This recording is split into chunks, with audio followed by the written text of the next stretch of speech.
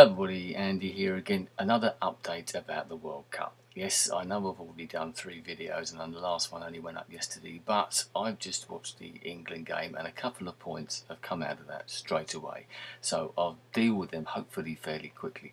The first one for any neutral viewers who might have watched the game, and especially for England fans I suppose, is that debate about technology. For those who didn't see the game, you're probably not watching this anyway, there was a perfectly good goal disallowed.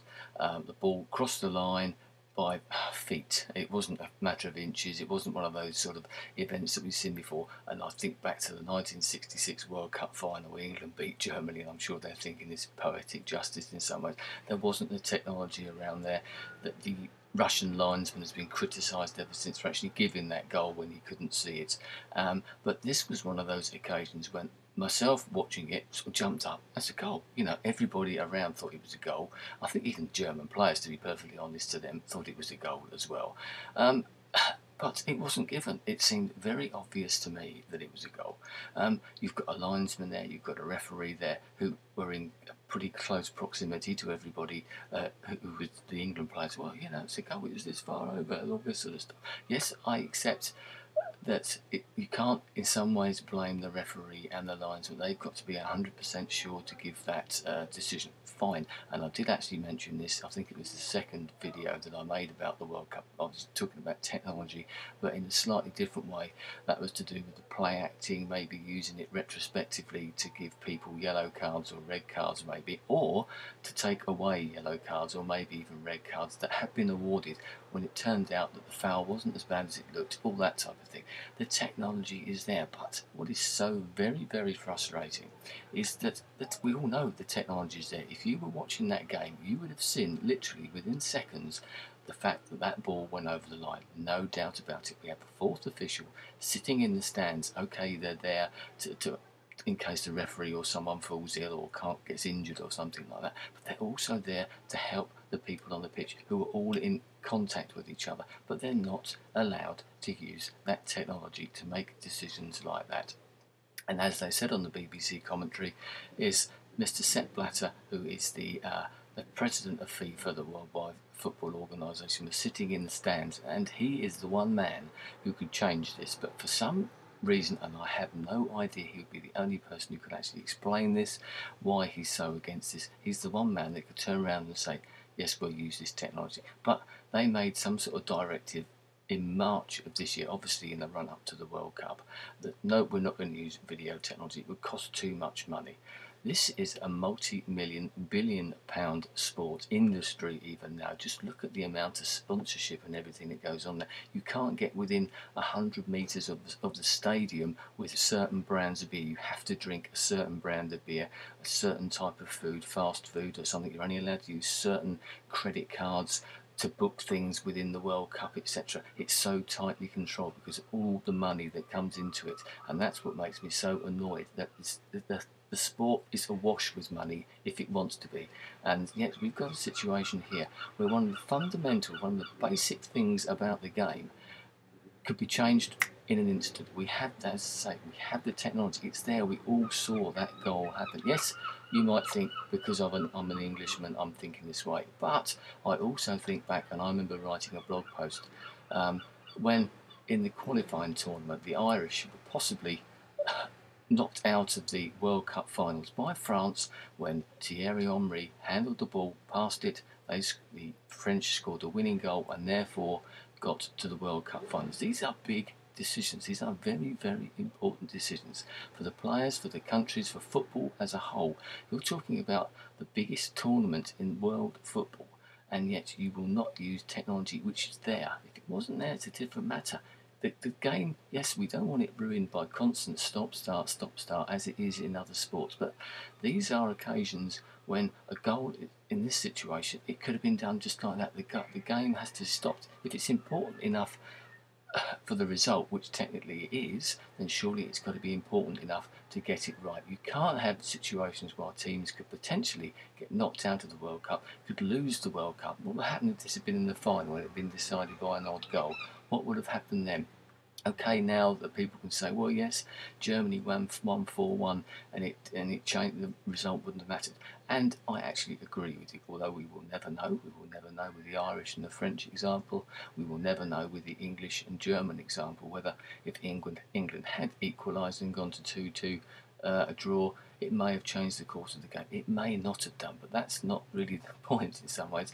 The point is that we can do it. We can make a decision in an instant, within a few seconds, without really changing the goal. They do it in every other sport. They do it in cricket. They do it in tennis. They do it in all major sports nowadays where the TV is being used. This, in my opinion, is possibly one of the reasons why the Americans don't embrace the game so much. I imagine all those millions of people watching this in America and thinking, hang on a minute, that was a goal and it wasn't allowed. How can we allow this to happen? Why should I pay good money to sponsor this tournament, to go and watch this tournament? All those fans that went over there spent thousands and thousands of pounds, dollars, euros or whatever, and spent their time, well-earned money, etc., to go and invest it in watching a game of football between all these different teams, and then you come away feeling potentially cheated when there is absolutely no need. If it's not seen, that's a different matter, but this was blatantly seen by the rest of the world. There is no excuse whatsoever for not using this technology. And I wrote in the blog post at the time that I did about the Irish and the French game, if people start turning away from football now because of the way that this sort of thing has happened, and now we've got another very, very good example of that on the biggest stage of all, then don't be surprised if people can say, well, what's the point? You know, people can cheat now. It encourages cheating because people can get away with stuff now by being very, very clever, tripping over people, falling over, feigning injury, all those type of things. Maybe not as important as scoring or disallowing a goal, but ultimately that's what you're doing. You could encourage cheating by not stamping down using the technology retrospectively or straight away within a game. So there you go. That's one thought about that. So yes, it's a bit of a rant, but it annoys me. It would have annoyed me if it had been the other way around. Honestly, it doesn't matter what team, as I said, with the Irish, the French, the English, the Germans, or whatever. I wonder how they would have felt. It'd been a bit of a hollow victory if they'd have got that victory just because of a decision like that. As I said, 4-1 in the end, different thing. And that brings me to my second point. The rant continues. I've said all the way through these videos of watching the England. I don't enjoy watching England on the TV playing football because they so often disappoint me, and they certainly did that today. Well played to Germany. They did play very well. They exploited the English team very, very well, and they scored some good goals, etc. I don't think the German team are particularly good, certainly in some aspects, but they made England look very, very ordinary, and that's what I find once again so frustrating. I said in my last video, recorded before this game, that I feel that we need an English manager as the English team. I think the time is now has come. In some ways, I'm pleased that the score was as bad as it was, 4-1. Maybe now is the time we can actually sit back and say, look, let's admit this, we're just not good enough, and we aren't. We are just not good enough on the world stage. We kid ourselves, we invented the game and all this sort of stuff. That counts for nothing. It's a fairly ordinary team like Germany, there's no offence to them by the way, can make us look that bad. Well, we were bad. Then there's something wrong somewhere. We've got world-class players. We have world-class players in that team. But as I said, probably in the very first video, or certainly in one of the others, these are a group of individuals. They're not a team. I said in my last video about the team I think will possibly win this championship, who are playing tonight, Argentina. And I said the reason that they will win is because they are a team. There's something fundamentally wrong with English football in lots of ways. We have possibly the best league in the world, in the Premiership. Yes, we've got a lot of foreign players in that, and that's another debate as to whether we've got too many. I'm torn between that. Yes, they could get too many, and I don't like the sight of whole Premiership teams which have got no English or UK players in them whatsoever. But there is the other argument that these players come in, teach the English people, the youngsters, etc., how to play football better. But when we get onto the big stage like this, we just cannot do it. We had a very, I don't think, played particularly well throughout the whole qualifying competition. We certainly haven't played very well in this tournament as well, the World Cup. We don't deserve to go any further, and I said in one of the other videos, keep harking back, but I said in one of the other videos that yes, of course I wanted England to win the tournament, but I certainly didn't want them to win playing like we did today. It would have been embarrassing in some ways to have won it. Yes, I would have celebrated it like everybody else, but I would have thought that's not really the way to win, is it? So that's the other thing. I'm hoping that by that bad defeat that we got there, in some ways I was hoping that the Germans might beat us 5-1. It may sound a bit strange because we beat Germany 5-1 all those years ago in 2001 or whatever it was. But when it, in that sort of turned the tables, so to speak, and I think they have done that. That 4-1 defeat was as bad as the 5-1 that we beat Germany all those years ago. I'm hoping it will open up a debate. I'm hoping it will get us a new manager, because I'm not convinced with this manager at all, as I said in the last video. I want a good debate about this. Let's have a think about this. Why don't the English team do better than they do?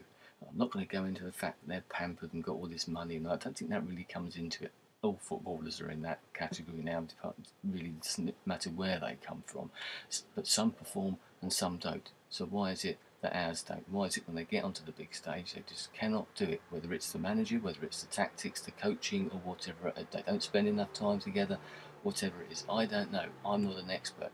The people who are the experts are the people who are running the game, whether it be FIFA, UEFA, the British football people, or whatever, and they've got the knowledge, they've got the power to do something, whether it be to do with technology or whether it be to do with actually getting your national team out there playing properly and playing as they should do, you know. So there you go, a bit of a rant. Didn't intend to do this, and I can see it's gone on far longer than I anticipated, but this is important stuff, whether it be the technology side of things or whether it be your national pride when you see your team play that badly. Yes, we got beat well and truly, we were outplayed, we were outclassed. I have no arguments about the result. What I do have an argument about is the manner of that result. Anyway, thanks for your time. I'll speak to you again soon. Goodbye.